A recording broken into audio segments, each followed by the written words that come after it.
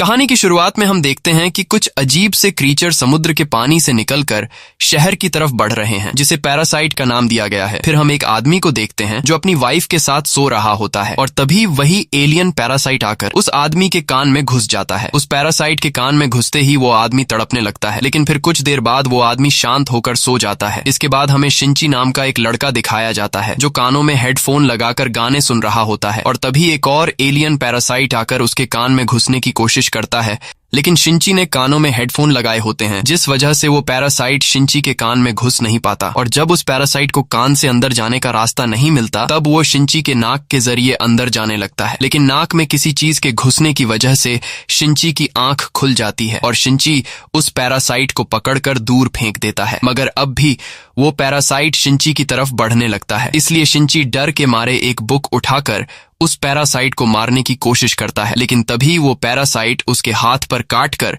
उसके हाथ के अंदर घुस जाता है और उसके हाथ से उसकी बॉडी की तरफ आगे बढ़ने लगता है। ये देखकर शिंची घबरा जाता है और वो जल्दी से एक रस्सी उठाकर अपने हाथ को कसकर बांध लेता है ताकि वो पैरासाइट उसकी बॉडी में आगे न बढ़ सके। लेकिन वो पैरासाइट उसके हाथ के अंदर होने की वजह से शिंची को तकलीफ होने लगती है, जिस वजह से वो जोर से चिल्लाने लगता है और शिंची की चिल्लाने की आवाज सुनकर उसकी मॉम उसके पास आती है। तब शिंची अपनी मॉम से कहता है कि मेरे हाथ में कोई कीड़ा घुस गया है, लेकिन जब शिंची की मॉम उसका हाथ चेक करती है तो अंदर कुछ भी नहीं होता। यह देखकर शिंची की मॉम को लगता है कि शिंची मजाक कर रहा है, इसलिए वो वहां से चली जाती है। लेकिन यहाँ शिंची सोच में पड़ जाता है कि आखिर वो कीड़ा कहाँ चला गया। अगली सुबह शिंची जब ब्रेकफास्ट कर रहा होता है, तब उसे अपने राइट हैंड यानी कि जिस हाथ में वो पैरासाइट अंदर घुसा था, वो हाथ शिंची को काफी अजीब सा महसूस होता है। इसके बाद हम उस आदमी को देखते हैं जिसके कान के अंदर पैरासाइट घुस गया था। वो आदमी काफी अजीब सा बिहेव कर रहा होता है और उसकी आंखें टेढ़ी मेढ़ी होने लगती हैं, जैसे वो अपनी बॉडी पर कंट्रोल खो चुका हो। इसके बाद वो आदमी अपनी वाइफ के पास जाता है और तभी अचानक उसका मुंह एक बड़े क्रीचर की तरह खुल जाता है, जिसके अंदर कई सारी आंखें थीं। अब इससे पहले कि उसकी वाइफ कुछ समझ पाती, तभी वो आदमी अपनी वाइफ का सिर एक ही झटके में खा जाता है। यहाँ हमें पता चलता है कि यह पैरासाइट इंसान के कान से होते हुए उसके दिमाग पर कब्जा कर लेते हैं और फिर उस इंसान की बॉडी को अपनी मर्जी से कंट्रोल करने लगते हैं। अब हम फिर से शिंची को देखते हैं जो कि अपनी गर्लफ्रेंड के साथ स्कूल जा रहा था, लेकिन आज शिंची का बिहेवियर थोड़ा बदला हुआ था और उसके जिस हाथ में पैरासाइट घुसा था, उस हाथ पर उसका कोई भी काबू नहीं था। वो हाथ अजीब तरह से शिंची की गर्लफ्रेंड को छूने लगता है और फिर अचानक शिंची की गर्लफ्रेंड का प्राइवेट पार्ट पकड़ लेता है। ये देखकर शिंची की गर्लफ्रेंड उससे नाराज होकर चली जाती है। अब शिंची जब क्लास में बैठता है तो उसका इरेजर गलती से नीचे गिर जाता है और शिंची जब उसे उठाने लगता है तो वो इरेजर को उठा नहीं पाता, क्योंकि वो इरेजर उससे कुछ दूरी पर होता है। लेकिन तभी अचानक उसका हाथ लंबा होकर इरेजर को उठा लेता है। ये देखकर शिंची हैरान हो जाता है और उसे कुछ समझ नहीं आता कि आखिर उसके साथ यह क्या हो रहा है। क्लास से छुट्टी मिलने के बाद जब वो अपने फ्रेंड के साथ बास्केटबॉल खेल रहा होता है, तब शिंची काफी दूर से बिल्कुल सीधा बास्केट रिंग में बॉल डाल देता है। ये देखकर उसके सभी दोस्त हैरान रह जाते हैं और शिंची के साथ साथ उसके सभी दोस्तों को भी समझ नहीं आता कि आखिर ये इसने कैसे किया। अब शिंची परेशान होकर जब घर आता है तो वो इसके बारे में इंटरनेट पर रिसर्च करने लगता है, लेकिन उसे इस बारे में कोई भी इंफॉर्मेशन नहीं मिलती और तभी अचानक उसके हाथ से एक आंख बाहर आती है, पर शिंची के देखते ही वो आंख फिर से हाथ के अंदर चली जाती है। यह देखकर शिंची घबरा जाता है और वो एक चाकू उठाकर अपने हाथ के उस जगह को काटने वाला होता है जिस जगह से आंख बाहर आई थी, लेकिन तभी उसका हाथ एक बड़े से सांप में बदलकर उसे डराने लगता है और फिर उसका हाथ एक छोटे क्रीचर में बदल जाता है। शिंची बहुत ज्यादा घबराया हुआ होता है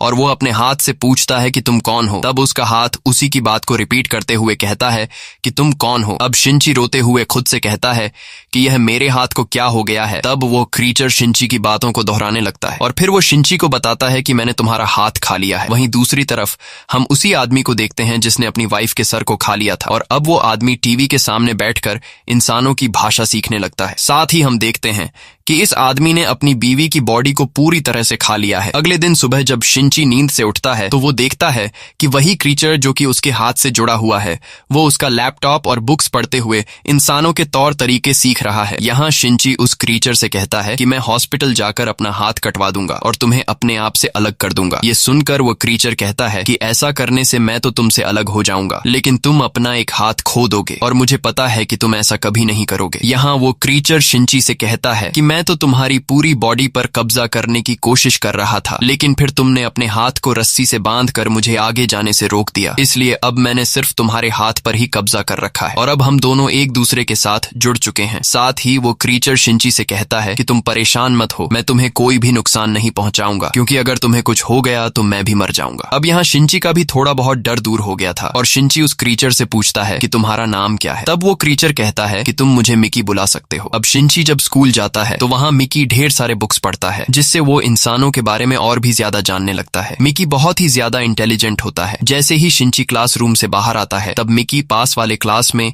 स्टूडेंट को फाइट की प्रैक्टिस करते हुए देखकर उनसे फाइटिंग स्किल्स सीख लेता है। अब इसके बाद शिंची पेंटिंग क्लास में पेंटिंग बना रहा होता है और शिंची अपने उस क्रीचर वाले हाथ से अपनी गर्लफ्रेंड का एक बहुत ही प्यारा पेंटिंग बना लेता है।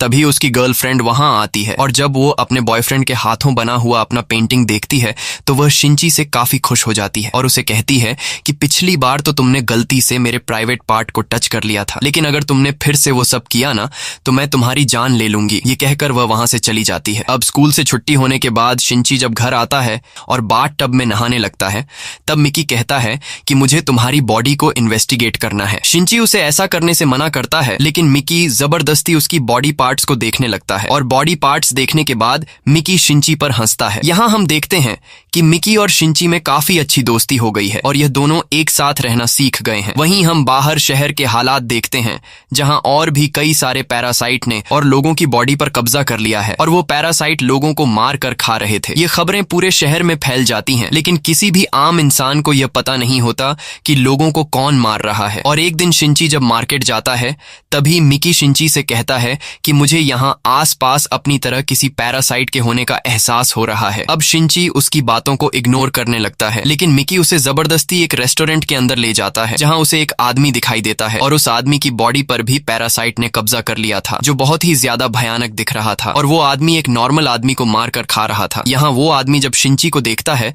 तो उसे एहसास हो जाता है कि शिंची के शरीर में भी एक पैरासाइट है, इसीलिए वो आदमी शिंची को इंसानों का मीट खाने के लिए देता है, लेकिन शिंची उसे खाने से मना कर देता है। ये देखकर उस आदमी को पता चल जाता है कि शिंची की बॉडी में जो पैरासाइट है उस पैरासाइट का शिंची की बॉडी पर पूरा कंट्रोल नहीं है और वो पैरासाइट सिर्फ उसके हाथ से जुड़ा हुआ है। ये पता चलते ही वो आदमी शिंची को मारने का सोचता है, लेकिन उसके सोचने से पहले ही शिंची के हाथ से जुड़े पैरासाइट यानी मिकी को पता चल जाता है कि यह आदमी अब शिंची को मारने वाला है। इसलिए मिकी शिंची से कहता है कि यह आदमी तुम्हें मार देगा, इसलिए जल्दी से यहाँ से भागो। ये पता चलते ही शिंची बाहर निकलने की कोशिश करता है, लेकिन उससे दरवाजा नहीं खुल पाता। तभी वो आदमी शिंची के पास आता है और वो आदमी अपना एक हाथ काटकर मिकी से कहता है कि तुम शिंची के हाथ को छोड़कर मेरे हाथ पर आ जाओ। लेकिन मिकी और शिंची में अच्छी दोस्ती हो गई थी और मिकी को शिंची की बॉडी पसंद थी, इसलिए मिकी उस आदमी के हाथ पर जाने से इनकार कर देता है। यह देखकर उस आदमी को गुस्सा आ जाता है और वो आदमी शिंची पर हमला करने लगता है, लेकिन यहाँ मिकी शिंची की जान बचाने के लिए उस पैरासाइट से फाइट करता है और क्योंकि मिकी ने शिंची के स्कूल में स्टूडेंट को फाइट करते हुए देखा था, इसीलिए मिकी उसी मूव का इस्तेमाल करके उस पैरासाइट का सिर धड़ से अलग कर देता है, जिससे वह पैरासाइट वहीं पर मर जाता है। अब तभी यहाँ कोई आने लगता है। इससे पहले कि वह आदमी शिंची को देख पाता, शिंची जल्दी से पीछे के रास्ते से वहां से निकल जाता है। घर आकर वो अपनी मॉम को इस बारे में कुछ भी नहीं बताता। वहीं न्यूज पर दिखाया जाता है कि शहर में हर रोज लोग गायब हो रहे हैं, लेकिन पुलिस को इस बारे में कुछ भी नहीं पता कि आखिर लोगों को कौन गायब कर रहा है और पूरे शहर में शिंची के अलावा कोई भी नहीं जानता था कि उन्हें पैरासाइट मारकर खा रहे हैं। यहाँ शिंची मिकी से कहता है कि तुम अपने पैरासाइट दोस्तों से कहो कि वह लोगों को मारकर ना खाएं। तब मिकी जवाब में कहता है कि जैसे तुम इंसान सब्जियां और जानवरों को मारकर खाते हो, वैसे ही हम जिंदा इंसानों को खाते हैं, इसलिए इसमें कोई बुरी बात नहीं है। और रही बात मेरी, तो मेरा तुम्हारी पूरी बॉडी पर कंट्रोल नहीं है, इसलिए तुम जो कुछ खाते हो उससे मुझे भी एनर्जी मिलती है, इसलिए मुझे इंसानों को मारने की कोई जरूरत नहीं। अगले दिन शिंची जब स्कूल जाता है तब मिकी उसे बताता है कि यहाँ आसपास मेरी तरह कोई दूसरा एक पैरासाइट भी है और वह कोई और नहीं बल्कि शिंची की टीचर थी। शिंची जब टीचर को देखता है तो उसे पता चल जाता है कि हमारी ये टीचर एक पैरासाइट है और यही टीचर भी समझ जाती है कि शिंची के साथ एक पैरासाइट जुड़ा हुआ है। अब स्कूल से छुट्टी होने के बाद टीचर शिंची को अपने पास बुलाती है और उससे कहती है कि तुम्हें मुझसे डरने की जरूरत नहीं, मैं यहाँ स्कूल में इसलिए आई हूँ ताकि मैं इंसानों के तौर तरीके को सीखकर इंसानों के बीच घुल मिलकर रह सकूं। साथ ही वो बताती है कि मैंने एक दूसरे पैरासाइट के साथ मिलकर खुद को प्रेग्नेंट कर लिया है, ताकि ये पता चल सके कि दो पैरासाइट के मिलने से जो बच्चा पैदा होगा वो इंसान होगा या फिर कोई पैरासाइट। इसके बाद वह टीचर शिंची को दो और पैरासाइट से मिलवाती है, जिनकी बॉडी पर पैरासाइट ने कब्जा कर लिया था। इनमें से एक हाई स्कूल का स्टूडेंट था और दूसरा एक पुलिस ऑफिसर था। टीचर शिंची से कहती है कि हमारा 3 लोगों का ग्रुप है जो एक दूसरे को हर एक बात की खबर देते हैं, ताकि हम सब इंसानों के बीच छुप कर रह सकें। और टीचर शिंची से कहती है कि तुम्हें भी हमारे ग्रुप को ज्वाइन कर लेना चाहिए, लेकिन शिंची इनके ग्रुप के साथ मिलकर काम करने से इनकार कर देता है। तब टीचर शिंची से कहती है कि ठीक है, अगर तुम्हें हमारे ग्रुप को ज्वाइन नहीं करना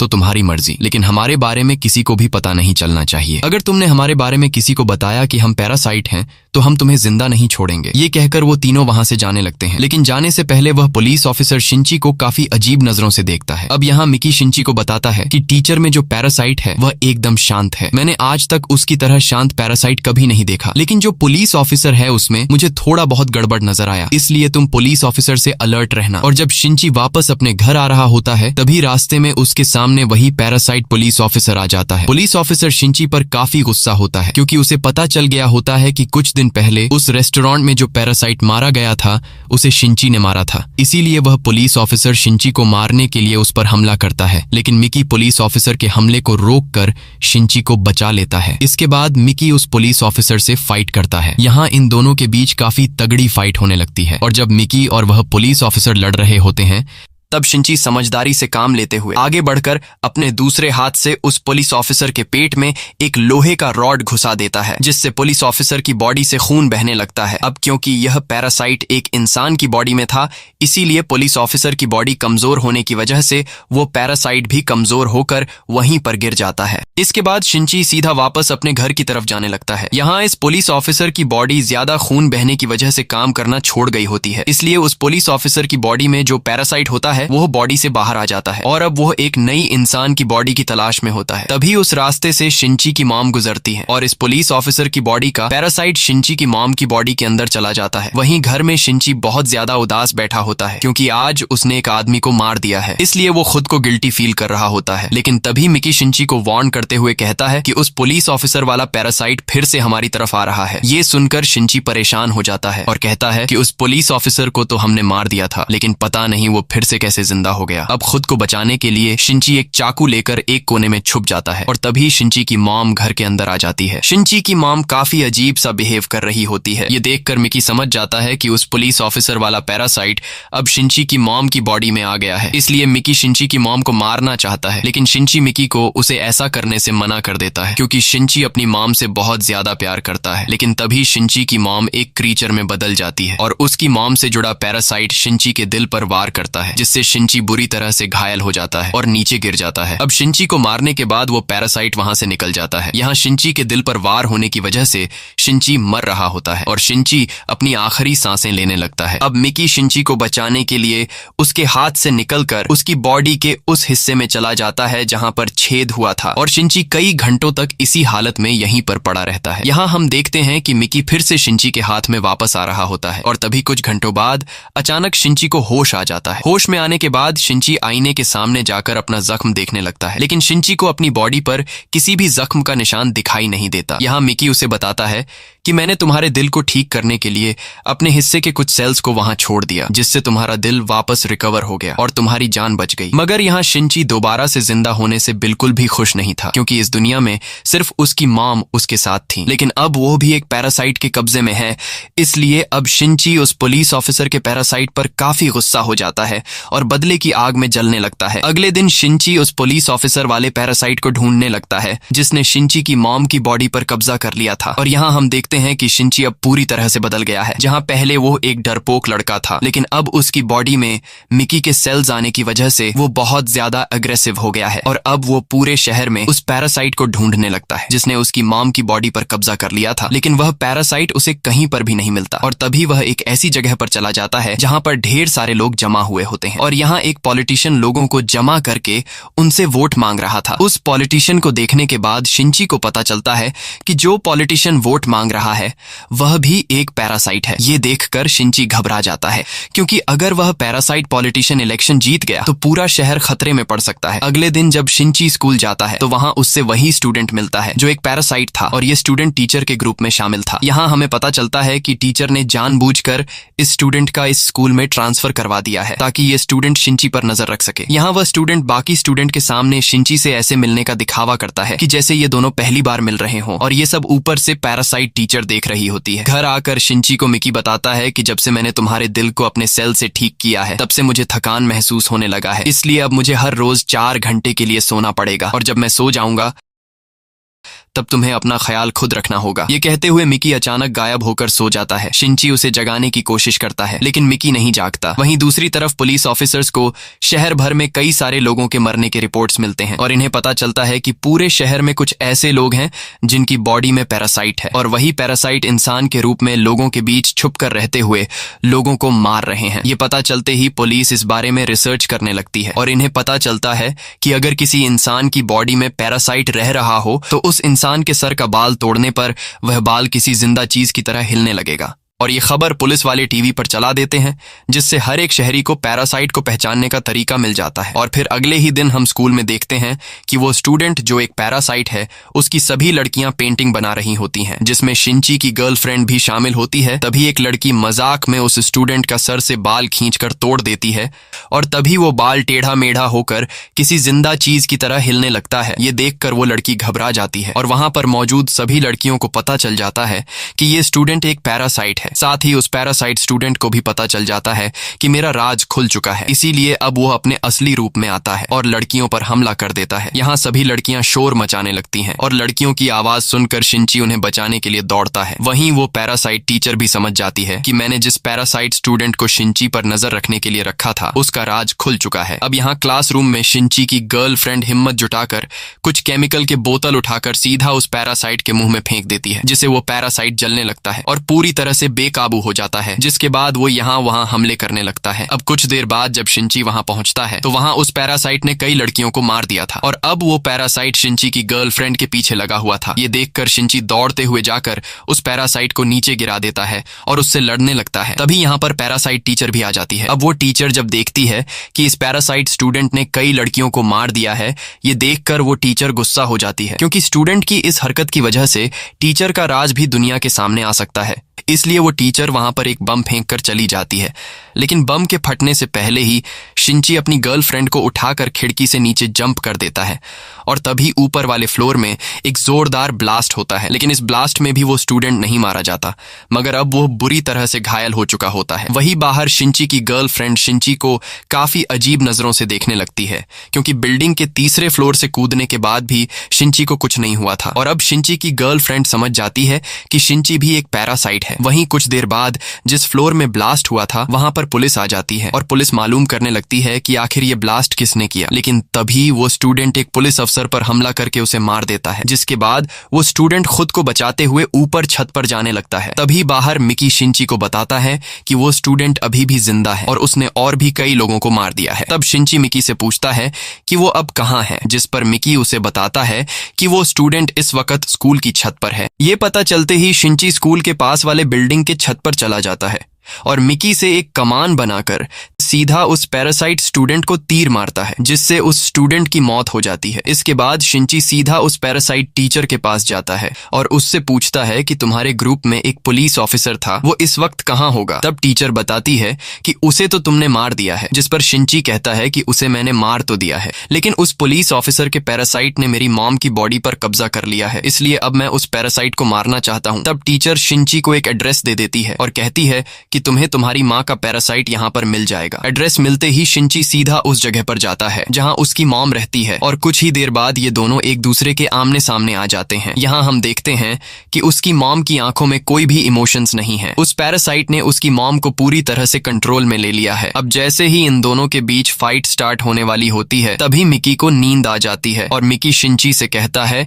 कि मैं सोने जा रहा हूँ, लेकिन सोने से पहले वह शिंची के हाथ पर एक नुकीला हथियार बनाकर सो जाता आता है और अब शिंची को अकेले ही लड़ना पड़ेगा। तभी शिंची की मॉम एक क्रीचर में बदलकर शिंची पर हमला कर देती है और शिंची यहाँ खुद को बचाने लगता है। कुछ देर बाद शिंची भी काफी अच्छे से अपनी मॉम से लड़ने लगता है और जैसे ही शिंची इस पैरासाइट को मारने वाला होता है तभी उसे अपनी माँ की आवाज सुनाई देती है। यहाँ शिंची की मॉम शिंची को काफी प्यार भरी नजरों से देखने लगती है और शिंची की मॉम कुछ देर के लिए उस पैरासाइट से अपना कंट्रोल लेकर अपने बेटे को पहचान लेती है, लेकिन तभी फिर से वो पैरासाइट शिंची की मॉम को अपने काबू में ले लेता है और शिंची पर सीधा हमला कर देता है।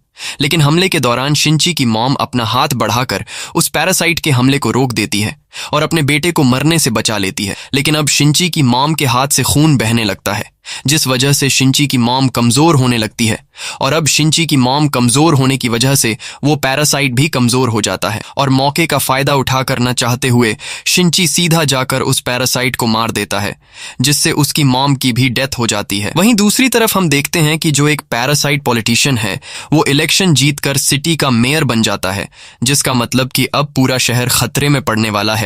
वहीं शिंची अपने गर्लफ्रेंड से मिलने हॉस्पिटल जाता है, जहां हम देखते हैं कि कोई चुपके से शिंची पर नजर रख रहा है और वो आदमी शिंची और मिकी की कुछ फोटोज ले लेता है। अब यहाँ से मूवी का सेकंड पार्ट शुरू हो जाता है, जहां हम देखते हैं कि शिंची अब काफी उदास रहने लगा है क्योंकि अब उसकी मॉम इस दुनिया में नहीं रही और अब शिंची ने फैसला कर लिया है कि वो पूरे शहर में पैरासाइट्स को चुन चुन कर मारेगा। वहीं अब पूरे शहर में पुलिस भी एक्टिव हो जाती है और पैरासाइट को ढूंढने लगती है। यहाँ पुलिस ने एक बंदे को हायर कर लिया होता है जो वैसे तो एक कॉन्ट्रैक्ट किलर है, लेकिन इस आदमी की खास बात ये थी कि ये पैरासाइट को देखकर पहचान लेता था कि ये नॉर्मल इंसान है या फिर पैरासाइट। अब पुलिस वाले इस आदमी को गाड़ी में बिठाकर सीधा हेडक्वार्टर ले जाते हैं, जहां इस आदमी के सामने कई सारे लोगों को लाया जाता है और पुलिस वाले इससे पूछते हैं कि बताओ ये लोग पैरासाइट हैं या इंसान। तब ये कॉन्ट्रैक्ट किलर कई सारे लोगों को देखकर बताता है कि ये सभी नॉर्मल इंसान हैं, लेकिन जब उसके सामने शिंची को बिठा दिया जाता है तब ये कॉन्ट्रैक्ट किलर एक पल के लिए शिंची में कुछ खास देखता है, लेकिन फिर वो सोच में पड़ जाता है और समझ नहीं पाता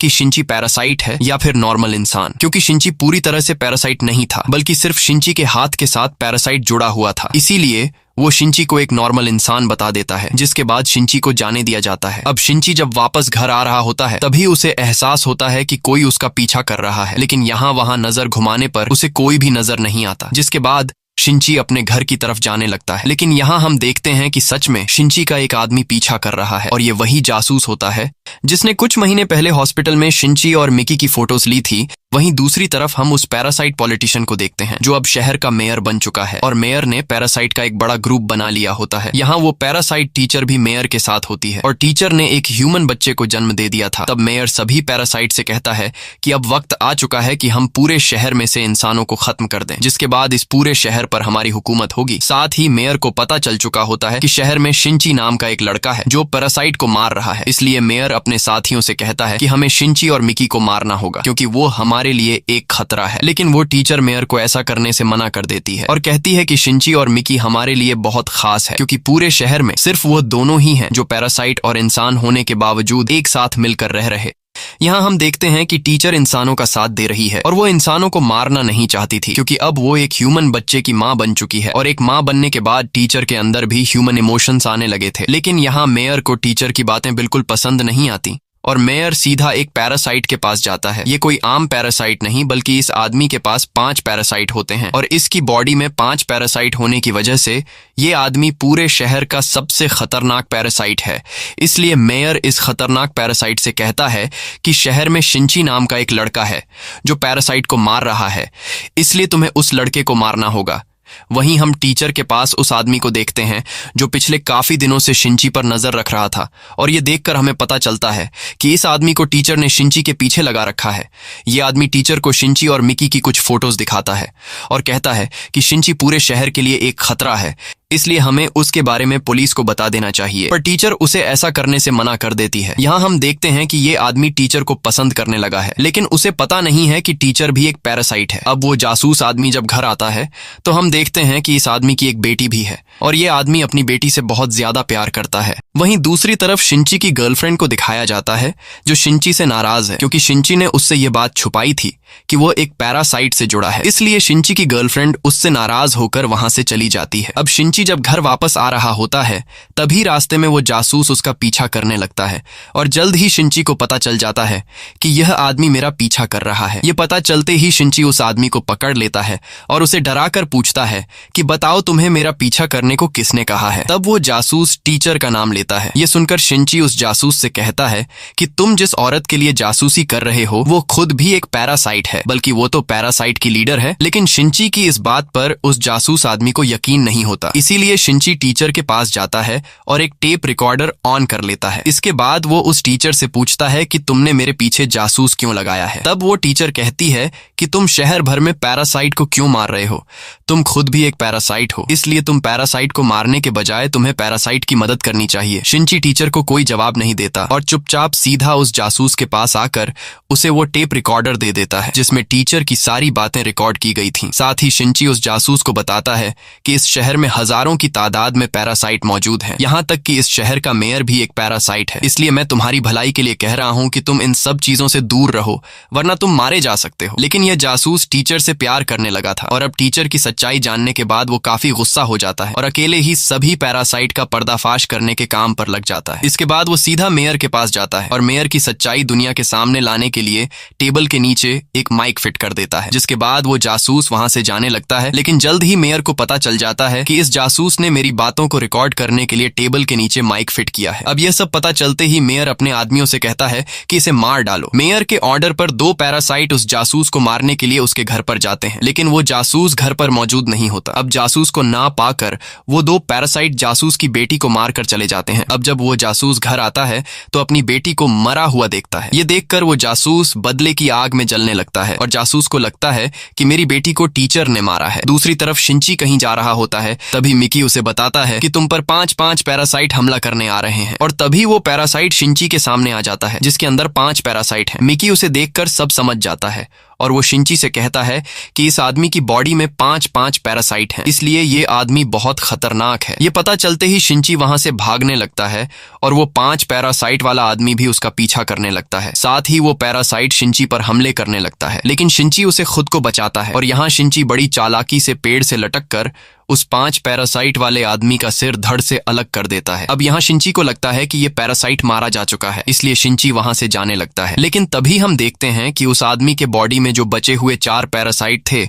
उनमें से एक पैरासाइट निकलकर उस आदमी की बॉडी में चला जाता है, जिससे वो पैरासाइट वापस जिंदा हो जाता है। साथ ही वह पैरासाइट जिसे शिंची ने मार दिया था वो वापस उस आदमी के हाथ से जुड़ जाता है। वहीं दूसरी तरफ टीचर मेयर पर काफी गुस्सा होती है और उससे कहती है कि भूलो मत, मैंने तुम्हें इलेक्शन जितवाया है और जब मैंने तुमसे कहा था कि तुम इस जासूस और शिंची को मारने के लिए पैरासाइट नहीं भेजोगे, तब तुमने ऐसा क्यों किया। लेकिन यहाँ मेयर टीचर की बात का कोई जवाब नहीं देता। अब यहाँ मेयर और आसपास खड़े पैरासाइट समझ जाते हैं कि टीचर पैरासाइट का साथ देने के बजाय इंसानों का साथ दे रही है, इसलिए टीचर जब वहां से जाती है तब मेयर उसे मारने के लिए कुछ पैरासाइट को भेज देता है। अब टीचर जब पार्किंग एरिया में आती है तो उसे पता चल जाता है कि मेयर ने मुझे मारने के लिए कुछ पैरासाइट को भेजा है, इसलिए टीचर उनसे लड़ने लगती है और एक ही झटके में तीनों पैरासाइट को मार देती है। और अब जब टीचर अपने घर आती है तो वह देखती है कि उसका बेटा गायब है और तभी उसे एक नोट मिलता है जिससे उसे पता चलता है कि मेरे बेटे को उस जासूस ने किडनैप किया है। ये देखकर टीचर को काफी गुस्सा आता है। साथ ही उस जासूस ने टीचर के लिए लिखा था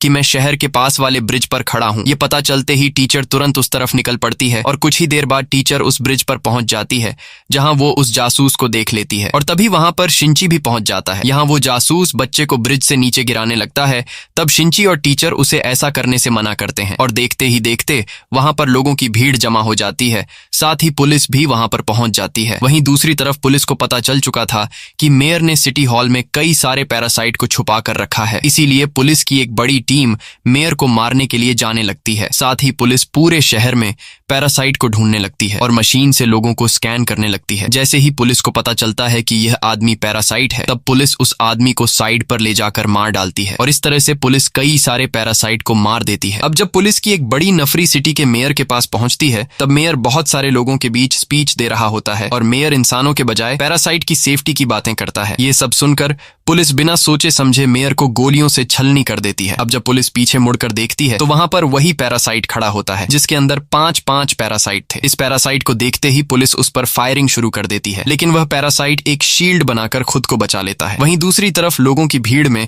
वो जासूस टीचर के बच्चे को जैसे ही नीचे गिराने वाला होता है, तभी वो टीचर अपनी असली रूप में आकर उस जासूस को मार डालती है और अपने बच्चे को बचा लेती है। लेकिन अब टीचर का राज दुनिया के सामने आ चुका था, इसलिए पुलिस ऑफिसर्स टीचर को खतरनाक समझकर उसे शूट करवा देते हैं। लेकिन यहाँ टीचर खुद की बिना परवाह किए अपने बच्चे को प्रोटेक्ट कर लेती है और उसे कई सारी गोलियां लग जाती हैं, जिससे टीचर बुरी तरह से घायल हो जाती है। और टीचर धीरे धीरे आगे बढ़ते हुए अपना बच्चा शिंची को दे देती है और कहती है कि तुम इसे एक नॉर्मल इंसान की तरह बड़ा करना। ये कहकर ज्यादा गोलियां लगने की वजह से टीचर वहीं पर गिरकर मारी जाती है। अब पुलिस ऑफिसर शिंची को गाड़ी में बैठाकर इन्वेस्टिगेशन के लिए अपने हेडक्वार्टर ले आते हैं, जहां पर पुलिस की एक बड़ी नफरी खड़ी होती है और तभी वहां पर वह 5 पैरासाइट वाला आदमी आ जाता है और वह पैरासाइट अब शिंची को मारना चाहता था, इसलिए शिंची गाड़ी में बैठकर वहां से भागने लगता है। लेकिन तभी वह पैरासाइट उड़कर उसकी कार के ऊपर आ जाता है और ऊपर से शिंची पर हमला करने लगता है, जिस वजह से शिंची से कार अनबैलेंस होकर ब्रिज से नीचे गिर जाती है। लेकिन गाड़ी के ब्लास्ट होने से पहले ही मिकी शिंची को ऊपर खींचकर उसकी जान बचा लेता है। इसके बाद शिंची अपनी जान बचाने के लिए जंगल की तरफ भागने लगता है, लेकिन वह पैरासाइट इतनी आसानी से शिंची को कहां जाने देने वाला था और वह भी शिंची का पीछा करते हुए जंगल में पहुंच जाता है। यहाँ मिकी शिंची से कहता है कि जब तक मैं तुम्हारे साथ जुड़ा रहूंगा तब वह पैरासाइट हमें आसानी से ढूंढ लेगा, इसलिए अगर तुम्हें अपनी जान बचानी है तो हम दोनों को अलग होकर इस पर हमला करना पड़ेगा, नहीं तो अगर हम दोनों एक साथ रहे तो वह हमें ढूंढ कर मार देगा। शिंची को मिकी की बात ठीक लगती है, इसलिए ये दोनों अलग हो जाते हैं और अब वो पैरासाइट शिंची को ढूंढते हुए जंगल के बीचों बीच पहुंच जाता है और यहाँ चुपके से मिकी उस पैरासाइट पर हमला कर देता है। लेकिन वो पैरासाइट बड़ी आसानी से मिकी का वार रोक लेता है और तभी पीछे से शिंची भी उस पर अटैक करता है, पर वो पैरासाइट शिंची का भी वार रोक लेता है और शिंची को दूर फेंक देता है। ये देखकर शिंची और मिकी समझ जाते हैं कि ये पैरासाइट बहुत ही ज्यादा ताकतवर है, इसीलिए मिकी शिंची से कहता है कि तुम यहाँ से भाग जाओ, मैं अकेले ही इससे लड़ता हूँ। लेकिन शिंची मिकी को अकेले नहीं छोड़ना चाहता था, पर मिकी उसे बार बार कहता है कि अगर तुम यहाँ से नहीं गए तो हम दोनों ही मारे जाएंगे। इसलिए शिंची अब ना चाहते हुए मिकी को छोड़कर वहां से भागने लगता है और यहाँ अकेला मिकी इस पैरासाइट से लड़ने लगता है। लेकिन मिकी अकेले 5 पैरासाइट का मुकाबला नहीं कर पाता और वो पैरासाइट मिकी को मार डालता है। वहीं शिंची अपने गर्लफ्रेंड के घर पर पहुंच जाता है और शिंची बुरी तरह से घायल होता है, तब उसकी गर्लफ्रेंड उसका ख्याल रखती है। और अगली सुबह जब शिंची नींद से जागता है तो वह देखता है कि मिकी फिर से उसके हाथ में आ रहा है। ये देखकर शिंची काफी खुश होता है और हमें पता चलता है कि पिछली बार जब मिकी शिंची की जान बचाने के लिए इसकी बॉडी के अंदर गया था तो वहां मिकी ने शिंची की बॉडी के अंदर अपने कुछ सेल्स छोड़े थे और इसी सेल्स की मदद से मिकी अब फिर से शिंची के हाथ में आने लगता है। और अब मिकी को फिर से अपने हाथ में देखकर शिंची समझ जाता है कि वो 5 पैरासाइट वाला आदमी मिकी की मदद से मुझे फिर से ढूंढ लेगा, इसलिए शिंची अब अपनी गर्लफ्रेंड की जान खतरे में नहीं डालना चाहता था और शिंची अपनी गर्लफ्रेंड को यहीं पर छोड़कर बाहर आ जाता है। बाहर आकर वह देखता है कि वो 5 पैरासाइट वाला आदमी मुझे ढूंढते हुए यहाँ तक पहुंच गया है। अब इस आदमी से खुद को बचाने के लिए शिंची दौड़ते हुए एक फैक्ट्री के अंदर आ जाता है जहां पर कचरे को जलाया जाता है। अब यहाँ वो पैरासाइट शिंची पर हमला करने लगता है, लेकिन शिंची किसी तरह करके खुद को बचा लेता है और शिंची एक लोहे का रॉड उठाकर उस पैरासाइट के पेट में घोंप देता है। लेकिन इस छोटे से लोहे की रॉड से उस पैरासाइट को कुछ नहीं होता और तभी वो पैरासाइट शिंची पर हमला कर देता है। लेकिन मिकी उस पैरासाइट का हमला रोक देता है और तभी इस पैरासाइट को कुछ होने लगता है और एक एक करके सभी पैरासाइट उसकी बॉडी से निकलने लगते हैं, जिस वजह से वह अजीब तरह से तड़पने लगता है। ये देखकर शिंची सोच में पड़ जाता है कि आखिर इस पैरासाइट को क्या हुआ। तब मिकी उसे बताता है कि तुमने जो रॉड उसे मारी थी उस रॉड पर कई सारे केमिकल्स थे, जिस वजह से उस आदमी के बॉडी में जितने भी पैरासाइट हैं वो सभी पैरासाइट खुद को खतरे में समझकर उसकी बॉडी से अलग हो रहे हैं। अब देखते ही देखते उस आदमी की बॉडी से सारे पैरासाइट निकल जाते हैं और सिर्फ सबसे खतरनाक पैरासाइट की बॉडी रह जाती है, जिसे शिंची उठाकर आग में फेंक देता है और फाइनली वह खतरनाक पैरासाइट जलकर मारा जाता है। अब हम कुछ हफ्तों के बाद का सीन देखते हैं जहां सभी पैरासाइट मारे जा चुके हैं और पूरे शहर में सभी लोग नॉर्मल लाइफ जीने लगे हैं। बस अब सिर्फ शिंची के पास पैरासाइट रह चुका है और एक दिन मिकी भी शिंची से कहता है कि अब सारे पैरासाइट खत्म हो चुके हैं, इसीलिए अब वक्त आ चुका है कि मैं तुमसे अलग हो जाऊं। इस तरह से तुम्हें अपना हाथ वापस मिल जाएगा और तुम अपनी मर्जी के मुताबिक जिंदगी गुजार पाओगे। लेकिन शिंची मिकी को जाने से मना कर देता है क्योंकि शिंची और मिकी में काफी अच्छी दोस्ती हो चुकी थी। लेकिन मिकी कहता है कि मैं अब और तुम पर बोझ नहीं बनना चाहता। ये कहते हुए मिकी अचानक गायब हो जाता है और शिंची का हाथ वापस आ जाता है। ये देखकर शिंची काफी उदास हो जाता है क्योंकि शिंची ने अपने दोस्त को खो दिया था और शिंची रोने लगता है। अब इस तरह से और कई दिन बीत जाते हैं और अब शिंची अपनी गर्लफ्रेंड के साथ खुश रहने लगा था। एक दिन शिंची जब अपनी गर्लफ्रेंड के साथ कहीं जा रहा होता है, तभी वो कॉन्ट्रैक्ट किलर जो पैरासाइट को देखकर पहचान लेता है, वो शिंची की गर्लफ्रेंड को पकड़कर बिल्डिंग के किनारे पर ले जाता है क्योंकि अब भी उस किलर को शिंची में एक पैरासाइट नजर आ रहा था। लेकिन शिंची उससे कहता है कि अब मैं किसी भी पैरासाइट के साथ नहीं जुड़ा हूं और जो पैरासाइट मेरे साथ था वो मुझे छोड़कर चला गया है। लेकिन वो किलर शिंची की बात नहीं सुनता और शिंची की गर्लफ्रेंड को बिल्डिंग से नीचे छोड़ देता है। ये देखकर शिंची अपने गर्लफ्रेंड को बचाने के लिए तेजी से भागता है और उस किलर को मारकर दूर फेंक देता है। लेकिन जैसे ही शिंची अपनी गर्लफ्रेंड को पकड़ने के लिए हाथ बढ़ाता है, तब उसकी गर्लफ्रेंड उसके हाथ से छूट जाती है और वो नीचे जाने लगती है। शिंची अपने गर्लफ्रेंड को नीचे जाते हुए नहीं देख सकता था, इसलिए वह अपनी आंखें बंद कर लेता है और अपनी गर्लफ्रेंड के साथ बिताए हुए वक्त को याद करने लगता है। लेकिन तभी शिंची को अपने दोस्त मिकी की आवाज सुनाई देती है। मिकी की आवाज सुनकर शिंची फौरन अपनी आंखें खोल लेता है और वह देखता है कि उसने अपनी गर्लफ्रेंड को पकड़ लिया है। जिसके बाद शिंची जल्दी से अपनी गर्लफ्रेंड को ऊपर खींच लेता है। यहाँ शिंची अपने हाथ को देखने लगता है और हमें पता चलता है कि जब शिंची की गर्लफ्रेंड उसके हाथ से छूटकर नीचे गिर रही थी, तब मिकी ने आकर उसकी गर्लफ्रेंड को बचा लिया था। इसी के साथ ये कहानी खत्म हो जाती है। अगर आपको ये वीडियो अच्छी लगी हो तो हमारे चैनल को सब्सक्राइब और वीडियो को लाइक जरूर कीजिएगा।